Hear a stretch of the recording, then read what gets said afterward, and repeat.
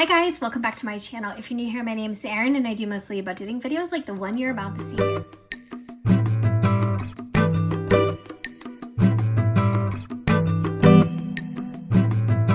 We're at the end of the month and I'm getting my bonus pay and it's higher than usual.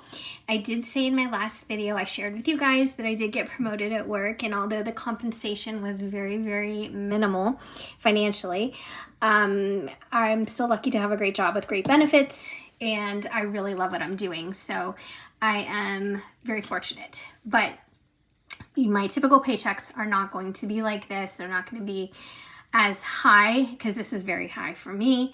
But they did have to give me some retroactive back pay until the date it was a few months ago that I had applied for my audits. So I just wanted to let you know that is why my check is a little bit higher. And I can't wait to start filling this in with you guys. This is one of my most recent printables. This is my 2024 year-end financial review. So as you can see, it goes across the top by quarters. So January, February, March, so on and so on, and it gives you room to track your total net income. So everything that you had take home, your fixed expenses total, your variable expenses total, and what you had left. So it just gives you like a nice one-page snapshot of your entire year in review when this is all complete. So this is January through December for 2024.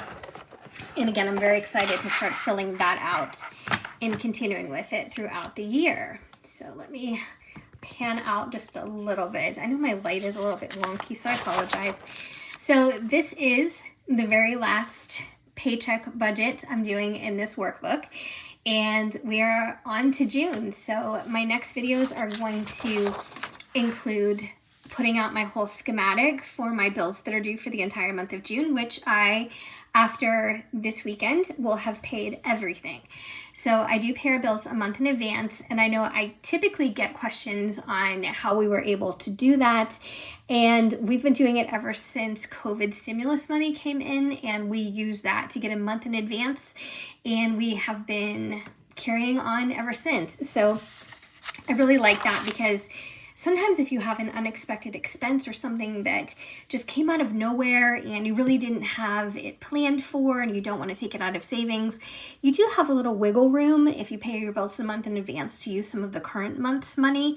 But, you know, you just kind of make it work. So we had the monthly budget all planned out, so I can fill this in. I'll do that after we do the paycheck budget. And then the paycheck budgets, and you guys know, in my most recent video, we concentrated on this here, and this was taking money out of savings to pay off our credit card debt. So if you guys know me and you've been here since the beginning, you know that we started out with an enormous amount of credit card debt, like over $36,000.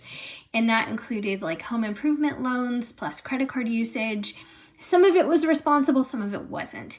So we got that all paid down, and I never had credit card debt ever since. Now I do use a credit card during the month, and it will be for like Walmart runs or even sometimes groceries, because I do get cash back.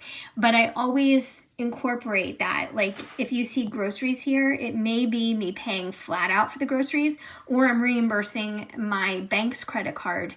It's not a debit card, but I have a credit card through the same bank I use for my checking and savings.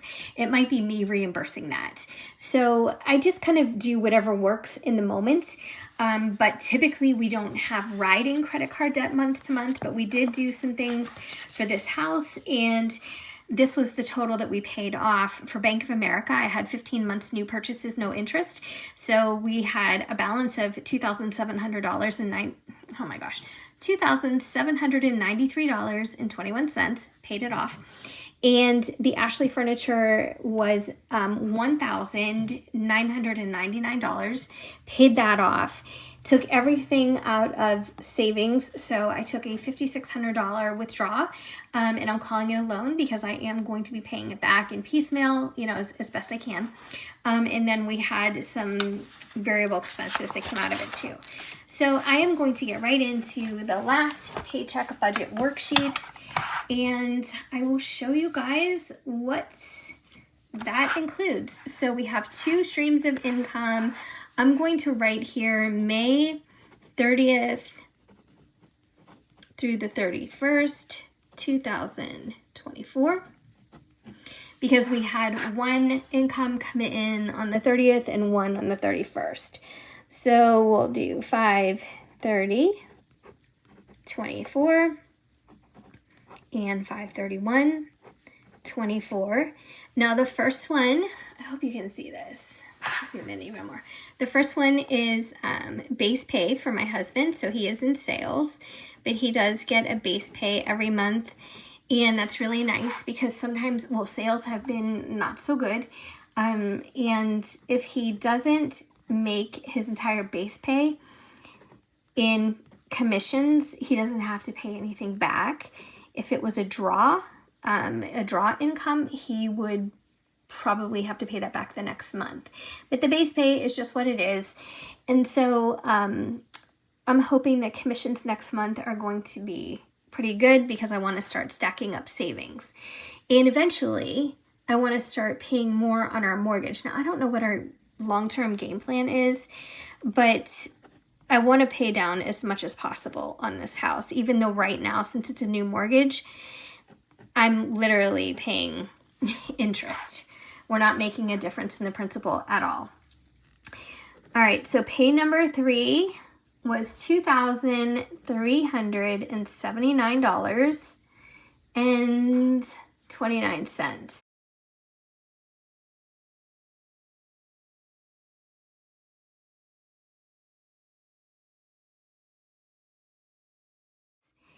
Now again, this is a little bit of back pay, and it's at an hourly rate from the time I asked for my audit.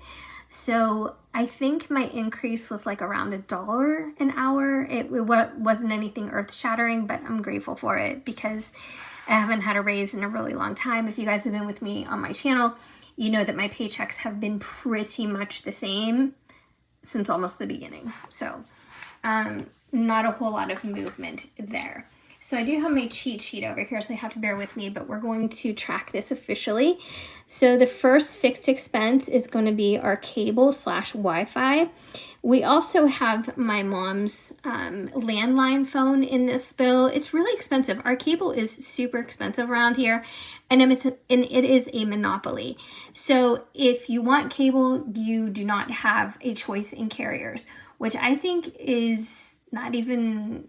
I don't know if that's legal. I don't really know because you're forcing consumers into something. But since it's a luxury, you don't have to have cable. Maybe there's a loophole around that, but I really didn't think that you were allowed to have monopolies like that. But who the heck knows? I don't know. And then our cell phones, we have a very small cell phone payment for each of us. We got a really good deal on not the latest iPhone, but the one before it, because our phones weren't even updating at that point. But I think as long as we don't pay ahead, which is hard for me, I like to pay things off.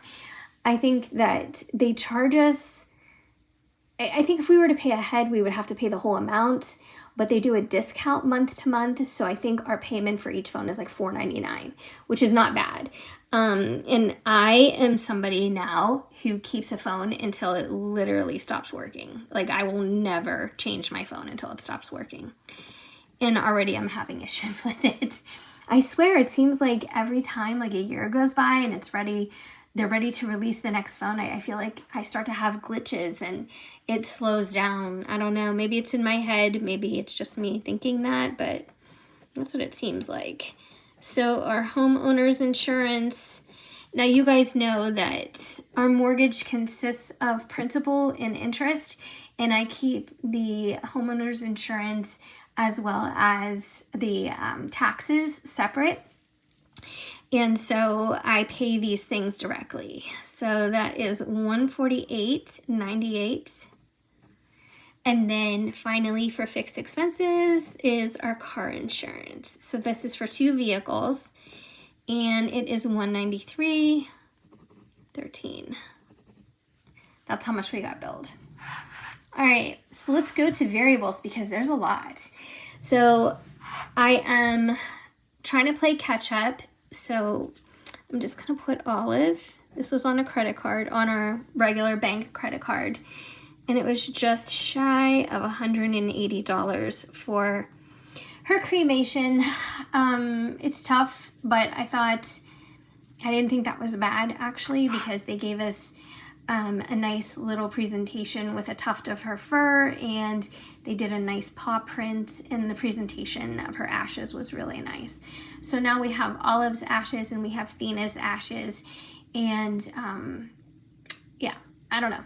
So that's how much that cost. And then for my mom's birthday gift, I am treating her to a couple new summer shirts and a couple pairs of shoes. So $160. I know what we're getting. I know what I'm getting her, and I budgeted that out. So we're having a massive cookout, and this is for our family, extended family and friends. And everything that we're gonna have is gonna be right around $250. We're cooking some, and we are ordering some, ordering catering, to-go catering. So this should cover everything, drinks, everything. And then I had an RX, and then that was $39. And let's see, Hulu. Now, I put subscriptions under variable expenses because I consider them to be variable. It's not something I have to have, and it's something I can cancel at any moment. So even though the amounts are pretty consistent, I still consider it, in theory, a variable expense. So $9 for Hulu. Then we have dog food, and we've been adding some extra nutrients and ingredients into it for little baby Stella. So that was $31, and we do buy chicken. That's the biggest expense for it. Sometimes we get chicken thighs, sometimes we do chicken breast, sometimes we do a combination, sometimes we do ground chicken. It just depends, but that's usually the base, and then we add everything else into it. And then we make it in batches, and then we feed her twice a day. And in between, not gonna lie, she gets bites of people food and she gets treats, more than she should, or more than probably what's good for her. I would say I would give her the world, not more than she should, but you guys know what I mean. But her base food, that's what it consists of. I have also found that making their dog food, which we've been doing for a long time now, was actually more economical, because we would try to give them all kinds of different bagged food, like dry dog food, canned dog food, and they just were so picky. For the most part, the dry dog food, they just wouldn't eat it, and it would end up going stale, and it just was a waste. So now I find that whenever we make their food, it's almost like giving them people food, because we could actually eat it ourselves. I mean, there's nothing like inhuman about it, about the food that we give them. And they eat every drop. So there's no waste at all. So gas for 2 vehicles for the week, $100. And then we also have regular groceries. And that is going to be $170. And then car wash, I have a monthly subscription. I guess it's kind of expensive, but that's what it is in our area. I don't have the premium package either, but it's $40 a month, and I get my use out of it. I get my car washed all the time. There's constantly pollen on my car. Every morning I go out, and my black car is green. It is covered in pollen, way worse than at our other house. But now at this house we have all kinds of trees, and the trees are covered in pollen, the actual tree trunks. So, and there's nothing wrong, the trees are very healthy, but they just produce so much pollen, which is also my worst allergy. So I get my car washed all the time, because as soon as you open the door, the pollen flies in, and it's just nonsense. So my husband had an RX2, but this is a new thing, and it is a subscription. So he does it by mail order, and it's brand name, and it's $130. All right, so then let's go to savings. We are going to reimburse Now, I don't have things really divided into sinking funds right now. I have basically a main savings account, and it's got all of our savings in it. Now, what I do want to get into is going back to the old system of feeding different sinking accounts for different purposes. So I always had like a Christmas club, a Black Friday. I saved a sinking fund for my dogs, like if they had unexpected health visits to the vet, or I can't remember all my sinking funds that I had at one point. I had furniture at one point, and a lot of those I depleted and I used for different things when we moved. But I'm just saying, like, I want to get back into my old way of doing things because I like doing it the old-fashioned way. The old way that I did things on my channel really, really worked for me, and I felt like I was really financially healthy during that time. So let's add everything up, okay? So I've got my calculator out, and I will adjust it so you can see it, the total better. But I'm going to add up the income first. So $1,279.28 plus $2,379.29 equals a total of $3,658.57. So let's put that down in the receipt area. I do have a lot of expenses that come out of my paycheck every month. So I have my retirement, obviously, federal tax, state tax, and I also pay a city tax. I get taxed coming and going.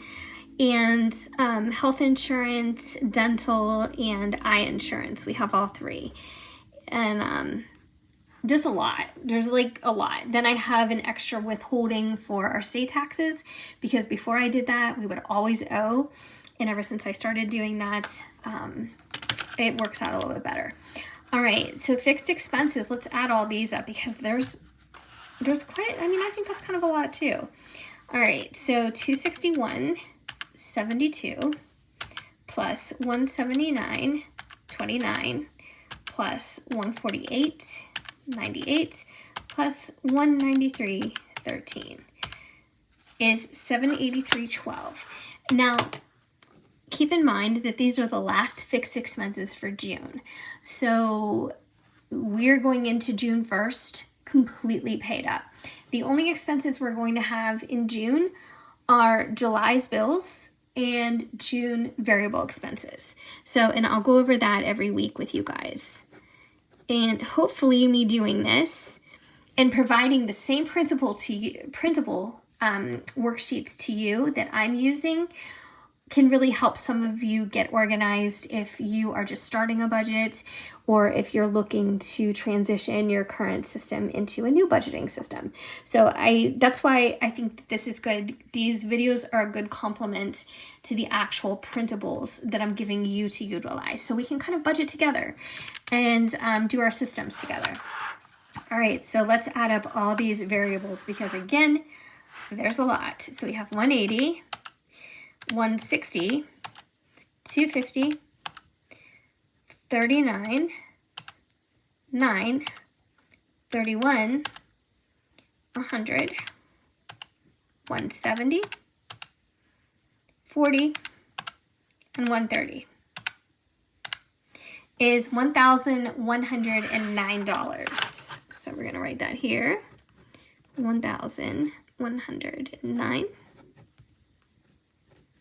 And then savings, you saw that I am allocating $1,000 back into my savings because I recently took out over $5,000 to pay some things, but now I have some money freed up every month. So I don't have to worry about making a $250 payment, a $100 payment. It's already done. So let's add all this up together. So $783.12 plus $1,109. I guess there's no change, plus 1,000 is 2,000. Oops, let's do it this way. Sorry, I know those metal discs are like, eh. All right, so let's do it like this. $892.12.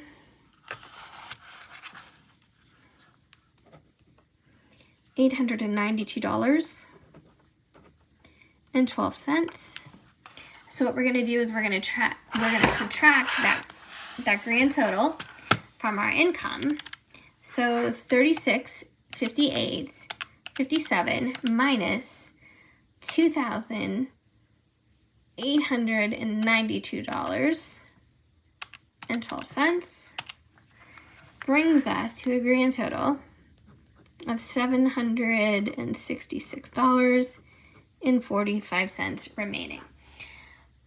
It's a lot. It's a lot remaining. I'm super happy with that. But we also have a lot of variable expenses, especially in the summer when we have lots of birthdays and get-togethers and going out, you know, as much as we can with friends and just doing extra things. So just taking advantage of summertime.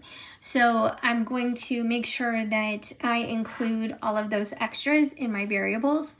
And so each week you'll be able to see where those dollars are going. I try to put a purpose behind every dollar, and you guys know that this is pretty much a paycheck to paycheck budget that I run. I used to do a zero-based budget, but I don't really see a need for that as much as I used to. What I'm going to do with this is I'm going to let this hang out in our checking account, and then we'll use it for some miscellaneous for sure. You know, if we you know, maybe, I don't know, I don't think we're going to eat out that much, but we do, you know, buy iced teas, and my husband buys coffee, and sometimes he buys his lunch. So, you know, that'll come out of there, and then we'll see what's left over by the time we get paid again, and we'll just keep budgeting as best we can.